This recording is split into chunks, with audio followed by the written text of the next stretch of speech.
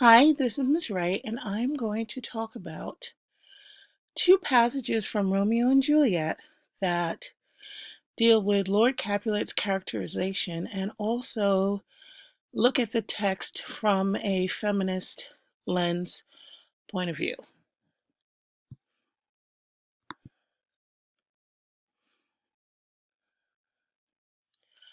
Okay, so some things that we want to think about from the beginning are what do these passages reveal about Lord Capulet's characterization? Why does he change so abruptly? What do these passages reveal about how women are viewed in this patriarchal society and their power or lack of power? Okay, so we are in Act 1, Scene 2, Line 7, and this is the second time that we're seeing Lord Capulet, and he is with Paris. Paris has come to find out about a petition that he has um, discussed with Lord Capulet before, but hasn't gotten the answer that he wanted. So Lord Capulet says here, by saying or what I have said before, my child is yet a stranger in the world. She hath not seen the change of 14 years. Let 2 more summers wither in their pride, ere we may think her ripe to be a bride.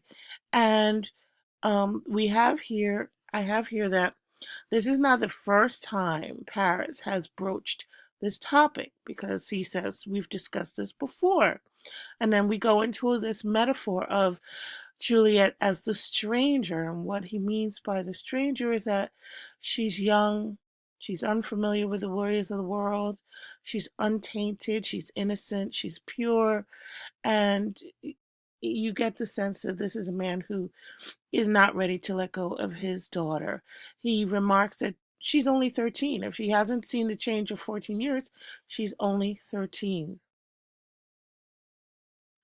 Um, he says, let 2 more summers wither in their pride, meaning let 2 more summers pass.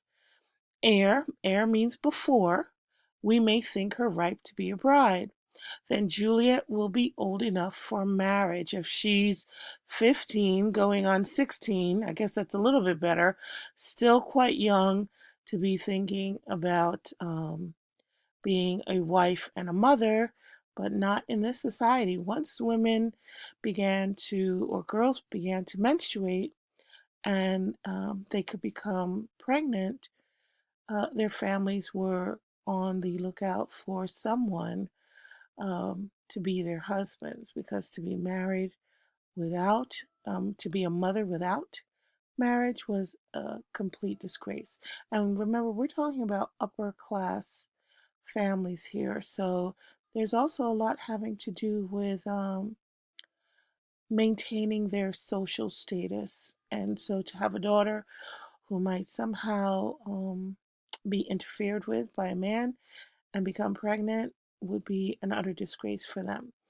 It ends with what we call a heroic couplet, which is the rhyme of pride and bride. And Shakespeare often uses these heroic couplets to close a speech or a scene. Um, it's a kind of a punctuation, a note of finality. Okay. Paris responds by saying, younger than she, our happy mother's maid. And he's undeterred by the fact that her father has said she's too. He's like, there are girls who are 12 who have babies, and he doesn't see anything wrong with this. It's the norm in their culture to have uh, children at a young age, and so there are girls who are preteens who have babies, he says. Capulet responds as a father by saying, and too soon marred are those so early made. Marred here means damaged, ruined, altered, destroyed, and he does not want his daughter to be ruined by a marriage at too young of an age. So he continues by saying, the earth has swallowed all my hopes but she. She is the hopeful lady of my earth, but woo her, gentle parish, get her heart. My will to her consent is but a part, and she agree within her scope of choice lies my consent and fair according voice. This night I hold an old accustomed feast, whereto I have invited many a guest, such as I love, and you among the store. One more, most welcome, makes my number more. Okay, so after he finishes saying, look, if I marry her off too young, she'll be damaged, he goes into a metaphor and some personification when he says that he implies that he has had other children and they've died. So this is a man who knows sorrow. He knows what it is to bury a child. And it makes us think also of the time period in which he lived, where we know Shakespeare was born during the time of the plague. Thousands of people could die every month. And you get this sense of a nation that is well acquainted with the sorrow of having to bury their children. And so this is something the Elizabethans would have well identified with. He continues with another metaphor by saying that she is my only hope for the future.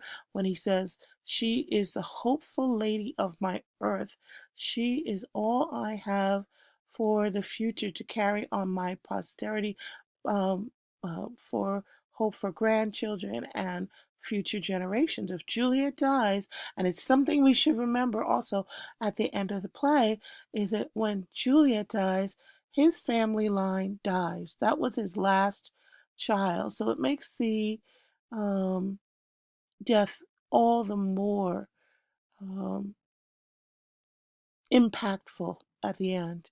But woo her, gentle Paris, get her heart. So this is where rhyming couplets begin. From here down to the end of the passage, he creates, you hear the poetry from the speaker, and you have a series of rhyming couplets that make the passage quite enjoyable and quite memorable. Um, Juliet, he wants Juliet to be in love when she marries, which is not a prerequisite for Elizabethan marriage, that the girl be in love, but he wants this beautiful young girl to be attracted to the man that she is going to marry. Um, Very progressive thinking here, because it most certainly wasn't required. My will to her consent is but a part, and she agreed within her scope of choice. So my agreement is only a part of the marriage contract. She must agree too. She must want to marry. Very bold, very modern. The theme here is about choice and having the free will and being able to have some input. Now, if you're thinking about this from a feminist point of view, there's a lot to think about here, that this man is advocating for a young girl to have some say in her future, that she's not simply at the will of whoever is governing her life, but that she has some say. Very 20th century, 21st century thinking, so it would seem. This whole idea that Juliet might have some say is unusual. If she agrees, then I also agree. When he says, lies my consent and fair accord. So he's saying, I will go along with it if she goes along with it. There's a traditional party taking place that night, an old accustomed feast. He implies that this is not unusual, it's very familiar, that he's going to have this feast. They do it all the time. And he very convivially asks Paris to join the party. Come to the party, okay? Everything sounds like it's going quite well. Then he says, at my poor house, look to behold this night earth treading stars that make dark heaven light. Such comfort as do lusty young men feel when well-apparelled April on the heel of limping winter treads. Even such delight among fresh fennel buds shall you this night inherit at my house. Hear all see, and like her most whose merit most shall be. Which one more view of many, mine being one, may stand in number, though in reckoning none. Come go with me. So what does all of that mean? Well, we go back to the line that says, one more, most welcome makes my number more. We have very strong alliteration in that line with the 5 M's. We also have epanellipsis with the repetition of more. In the next line, where he refers to his poor house, he's being very humble because I'm sure he lives in a very beautiful house, so we consider that understatement. Earth treading stars, that's the metaphor for beautiful women. He compares them to stars that have come down to walk upon the earth. How beautiful is that? The imagery, the metaphor. And he also uses antithesis with the juxtaposition of light and dark. Um, Such comfort as do lusty young men feel. They're lusty because they're young and they're hormonal, they're amorous, they're looking for love. So that's why he refers to them as lusty young men. And they're strong, they're young, they're energetic, they're on the move, these young men. When well apparelled April, that's personification because April here is depicted as having on a beautiful garment. And if you think of the spring and the trees with the beautiful leaves and the budding flowering trees, April is well apparelled. It's dressed and it comes on the heel, meaning directly after limping winter. And you have this idea of winter as an old man limping away, and then April as a young, vivacious character coming in, well dressed, ready to make a splash. So definitely we have personification. Among fresh fennel buds, that's another metaphor for beautiful young girls. And you have the imagery embedded within that. Fresh female buds, I'm sorry. Um, Inherit at my house, hear all see. When you have a word and a clause or a sentence and then begin the next clause or sentence, it's called anadiplosis. And like her most, whose merit most shall be.